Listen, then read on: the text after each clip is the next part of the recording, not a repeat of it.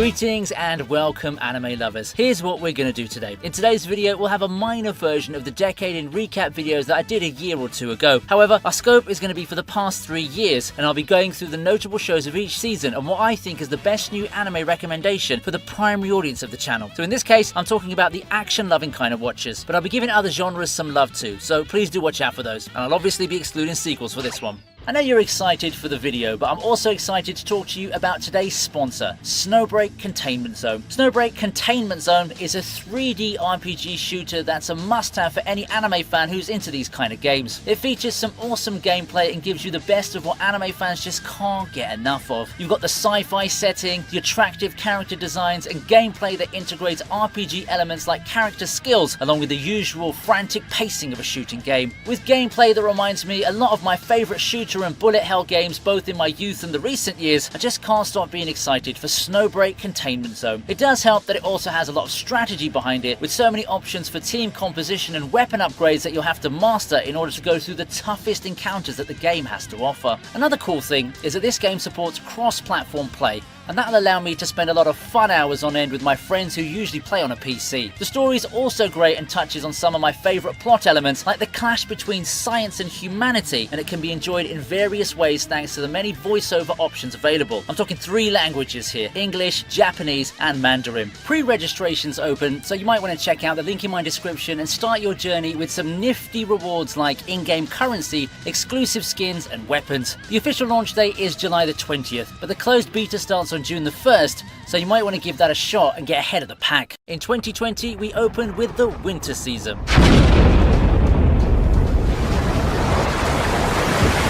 Winter 2022 felt really special to me. Do you remember how you felt back then, being blissfully unaware of how the world would change in just a couple of months? There we were, happily watching anime and enjoying the many things that the jam-packed anime season had to offer. The first shows that jumped out at me that I quickly watched and grew fond of were 2 game shows, technically speaking. Bofuri was a standout show in terms of plain fun entertainment. It's a chill show that doesn't take itself seriously, and with a cast of lovable characters and its overall atmosphere lending well to the overpowered newcomer shtick, it was a winner to me. The second one was Darwin's Game. I've had an appetite for death game shows and it just hit a lot of the right notes for me. I wouldn't call it an anime of the season, not in a long shot, but if you want an ensemble show that's a tad edgy and fast paced, then this one could be your calling. And let's not forget Id Invaded. If you're up for something in the veins of Psycho Pass, something a little bit heavy but filled with action and thrills, then this is a show that you'd want to try out. However though, my top recommendation would be Dorohedoro.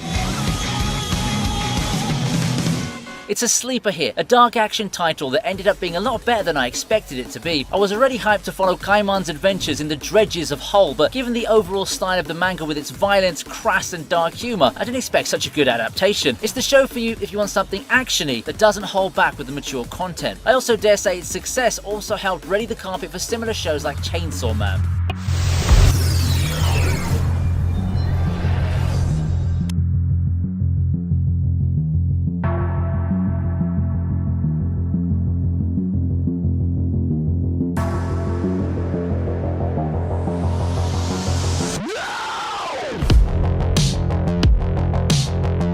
All was going well, and then disaster struck. No one, and I mean no one, foresaw that we'd be spending the rest of 2020 stuck in our homes, and neither did the anime industry. We got suspensions and delays everywhere, and spring 2020 was a season that was completely ravaged. If I was to look at the bright side of that, however, it was the fact that the insane number of delays allowed dark horses to ride up and make their mark, something that they might not have been able to do had they had to contend with the blockbusters of the season. Chief amongst those then, Gleipnir. This weird-looking show ended up filling the role of that season's main edgy action title, grabbing the hearts of fans with its unique setup and premise before dazzling everyone with some amazing fight animation. It felt like an underdog story of an anime, and when the season was over, it became one of the more memorable titles of spring 2020. I'd also like to give some love to 2 wholesome titles. Before its second season, Princess Connect Redive wouldn't have reached the impressive heights that I always praised it for. Still, the first season is a good chill show that feels like a wholesome take on Konosuba, complete with the same animation techniques and character emotes. There's also Gakushi Goto, which has a premise that could evoke memories of Eromanga Sensei. However, at the core of it is a very warm and cozy title, more reminiscent of Usagi Drop if anything. One hype title did survive the onslaught of the delays though, and it's my pick for the recommendation of the season. Tower of God brought to life one of the most popular Korean webtoons out there, and its transition to anime form ended up being good. It's not exactly a perfect show, not by a long shot, and it ended before we could get to the more exciting parts. However, from the few episodes that it gave us, we can already see the potential that it has. If you're fond of adventure shows with great world building, then this one's for you.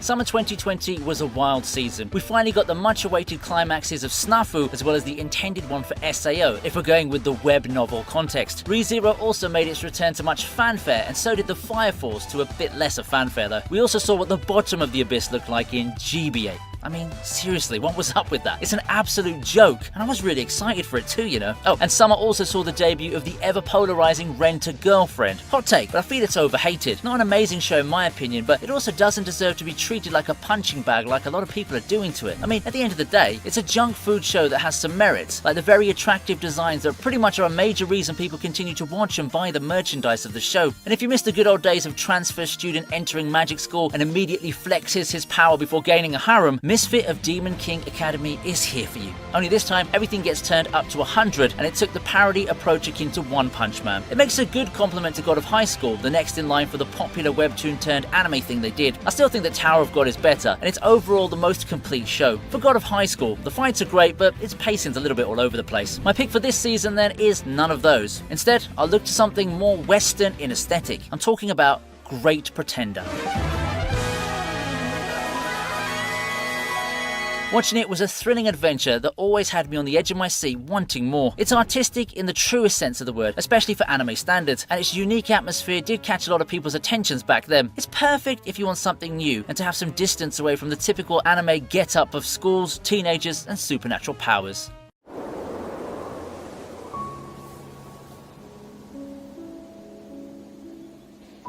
For fall 2020, let's just cut to the chase, shall we? Whether it's the perspective of shonen fans or not, it's undeniable that Jujutsu Kaisen utterly dominated this season. The show burst into the scene, and while not having the same impact as, say, Demon Slayer in 2019, I'd say that Jujutsu Kaisen even had that show beat in some categories. I mean, ultimately, Jujutsu Kaisen is an exciting shonen that everyone should at least give a shot, and it combines interesting powers, unpredictable character dynamics, and insane fight animation. Three things that action anime fans absolutely love. But let's not forget to give some love to the other stars of the season. For people who love sweet, romantic shows, there's Tonikaku Kawaii. Akudama Drive also managed to carve its legacy midway through its run, being this season's Western-like sci-fi show. And in a similar vein, but in a less full-throttle fighting sense, but more of a philosophical, moralistic perspective, we have Moriarty the Patriot. And how can we forget Wandering Witch, an enjoyable, fantastic adventure? While it's not as popular by any stretch, I also found myself liking Kimi-sen, and I was more than happy to know that it's getting a second season, which was a complete surprise considering how niche the show was.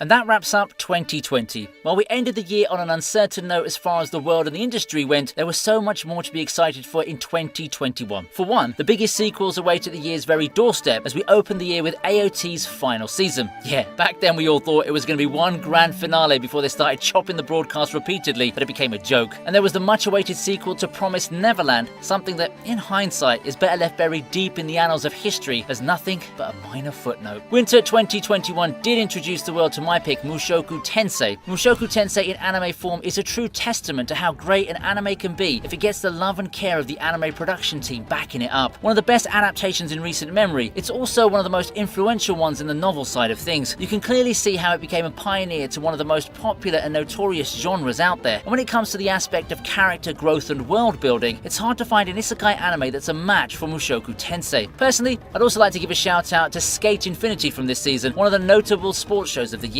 Being someone who enjoyed self-help rom-coms, Tomozaki was another show that completely caught my eye. I got what I bargained for in that show with a brand of comedy that really clicked with me. Speaking of Tomozaki, Horimiya also aired this season, and it ended up being one of my favourite romance shows out there.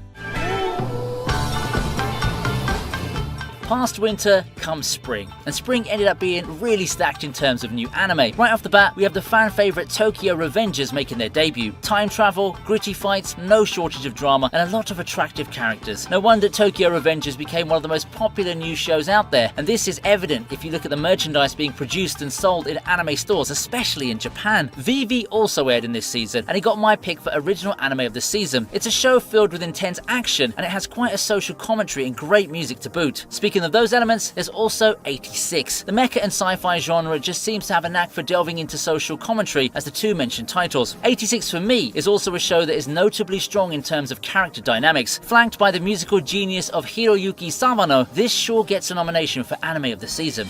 But ultimately, my pick is Odd Taxi. A strange pick if you just look at the cover art and the overall feel of the show. True, it may not be as thematically deep as the two sci-fi titles, and it may not get your adrenaline pumping the way Tokyo Revengers does. However, I think that in a vacuum, Odd Taxi is a stroke of genius. It tells its story in a unique way, having many plot points intertwined and left for the audience to follow. It is a brilliant show that may have skeptics looking at it twice, and it may not be for everyone, but I heartily recommend it for those wanting an experience you'd never thought you'd find in an anime. Before we leave spring 2021 behind, I'd like to give a shout out to Higehiro, a show that ended up being one I really loved, mainly due to the character development. Yoshida's relationship with Sayu in the show is something else, and it's a show that made me want to root for both of them. And while I won't be recommending Osamake, I would say that it's a guilty pleasure show for me, mainly for the voice actor cast that featured my favourites and its cute character designs.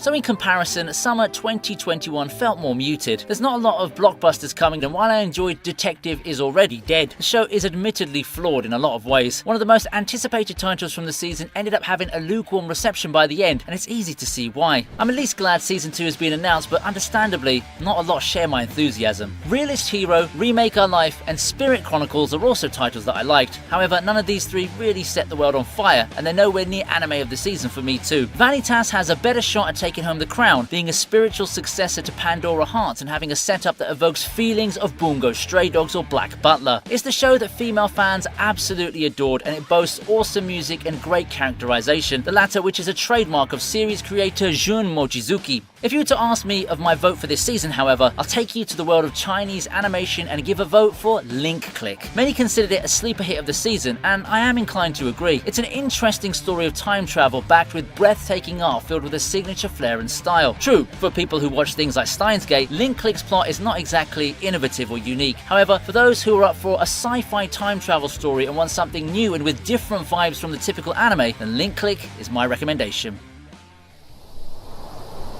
Fall 2021's crown is for Ranking of Kings to lose. While many people overlooked it because of the childish art style, Ranking of Kings easily became everyone's favourite as early as halfway through the season. An underdog story done right, it's an anime that contains a lot of strong themes and moral lessons. It's not every day that you see a show look so simple yet contain some of the best character writing and memorable moments that cut deep. If you're looking for an underdog story of any sort, then you can't go without at least trying Rankings of Kings. On the action side of things though, I'd love to give shout outs to both Aristocrat Assassin and Tact Op. Both ended up being a lot better than I expected given the stigma that people have for their respective genres, isekai and mobile game promotional anime. Blue Period also made its debut this season for the most artistic fans who need a stroke of inspiration. Lastly, how could we forget Gomi? One of the most popular school comedies finally got its much awaited anime adaptation, and I tell you what, it didn't disappoint. On a slightly similar note, we also got the Meruko anime, which I also liked a lot despite the surprisingly heavy amount of anime fan service for the supposed nature of the show. We're just halfway through, but if you like what you've been seeing so far, why don't you hit that like button up there?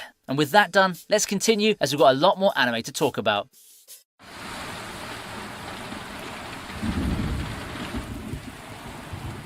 Two episodes. 2 episodes is all it took for My Dress Up Darling to steal everyone's hearts in the winter 2022 season, including mine. That's why I'm putting it as my top pick for winter 2022. In a season full of blockbuster sequels, My Dress Up Darling ended up being a standout show that pretty much has everything you want from a rom-com. An attractive main character, a lot of fluffy and cute moments in between the fan service, and most importantly, great character chemistry. When people criticize power fantasy isekais for being wish fulfillment anime, post-2022 me could scoff because this show is the definition of wish fulfillment in my opinion. I don't mean that in a negative light, but it is undeniable that a lot of my anime fans, especially the socially awkward lot, would love Amarin in their lives. Charismatic, upbeat, attractive, and always supportive. We just can't get enough of her, can we? This season doesn't have a lot of big, popular new anime, unfortunately. There's AKB Sailor Uniform if you want another flavour of cute and light-hearted. For me, this show is most notable for how pretty it looks. The attention to animation and just how sparkly everything looks is something you gotta see to believe. Rust Ito Bisco, though, is this season's offering for the more action-adventure orientated viewers. There's also Love of Kill to provide something for the same kinds of fans who want something less fantastical and more mature, more grounded in human drama and heavier themes. I was so excited for Requiem of the Rose King, but it's one of the titles that you're better off reading manga for. Go read the fucking manga!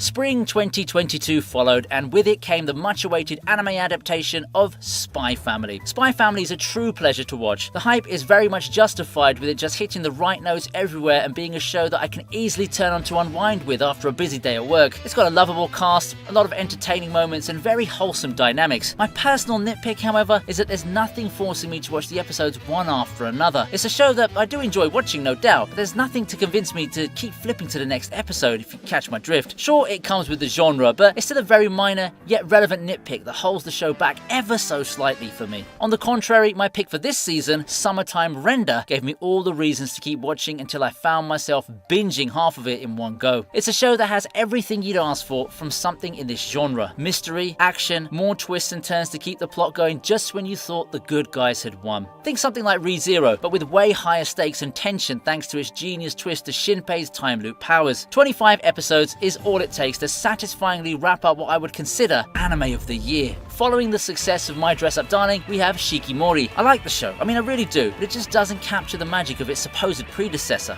Still, you can give it a try if you like the genre enough. The same can be said of Couple of Cuckoos, which I liked as well. Before leaving this season behind, we can't ignore the sleeper hit of the season. Your boy Kong Ming came in with little fanfare, but it ended up being one of the most popular anime of the season. There's just something with the main characters that makes you want to root for them so much. Aiko's dilemma is something I'm sure a lot of us can relate to, and following her on her road to success is inspirational, if anything.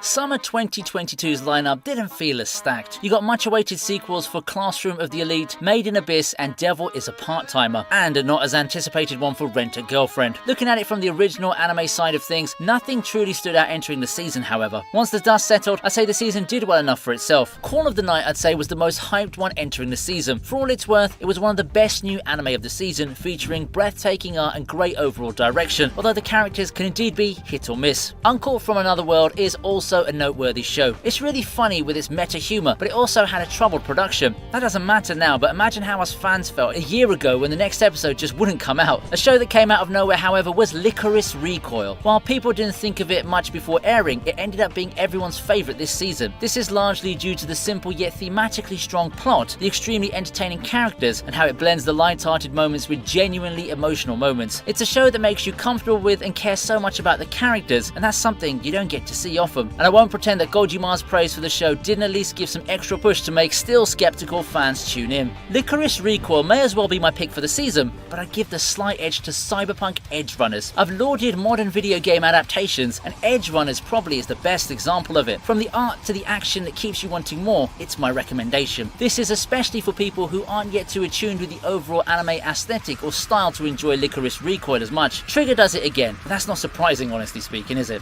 As a final footnote though, I'll shout out the other shows that I liked from this season. My Stepmom's Daughter is My Ex, as well as Engage Kiss. Nothing too special, but nevertheless enjoyable for me.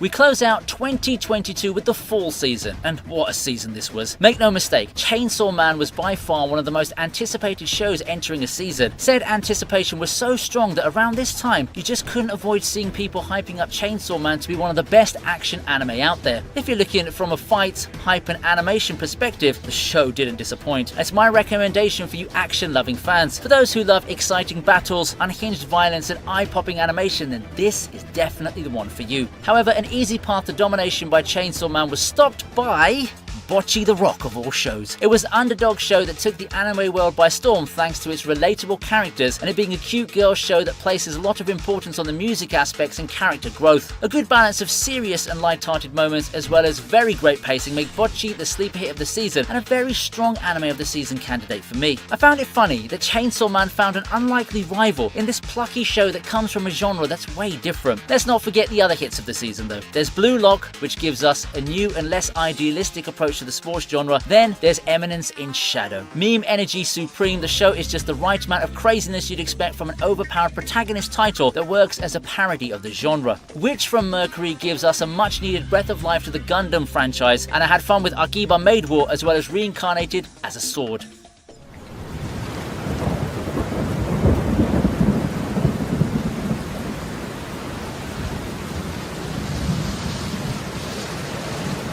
Finally, we reach 2023. The start of 2023 has been, okay. I haven't seen any new anime that set the world on fire yet, but it's got some nice shows to keep the positive momentum from 2022 going. Angel Spoils Me Rotten is this season's sweet and charming show for those wanting that kind of series. On a somewhat similar note, we have Tomo-chan is a Girl and Kubo Won't Let Me Be Invisible for more entertaining rom-coms. And while they're nowhere near popular enough to be considered notable shows, I have my share of personal guilty pleasures from this season, including Ice Blade Sorcerer, High Card, Reborn to Master the Blade, and Spy Classroom. If I were to pick an anime recommendation from the season, I would have gone for Nier. It's good, but it's cursed by terrible production circumstances. Therefore, I'm going to give the title this season to Trigun Stampede. Yes, I know it's not exactly the Trigun 90s fans loved. It felt different in all sorts of ways despite practically telling the same story. It does look different and all, and the approach is to make a much more character-driven story as opposed to the plot-driven 90s story. Trigun Stampede didn't exactly take the anime world by storm, but considering that the original version was a cult classic, albeit a very notable one, the current version's reception is just on par with expectations. For someone looking for something to try, however, I eagerly recommend giving this one a shot. You know what, it's been a pleasure going through the past few years and talking about some of my favourite anime since then. So how did you find my past 3 years in recap? Any other shows that you'd love to recommend? I'm waiting. If you enjoyed the list, you can go ahead and check out some of my previous videos. That way you can join me in taking a trip down memory lane or laughing at past me for being excited in the pre-season videos for shows that ended up underachieving. Either way, I'm glad to have you guys here and I truly appreciate the support. Thank you for watching and staying, and I appreciate those likes and subscriptions too. Hope to see you again next time.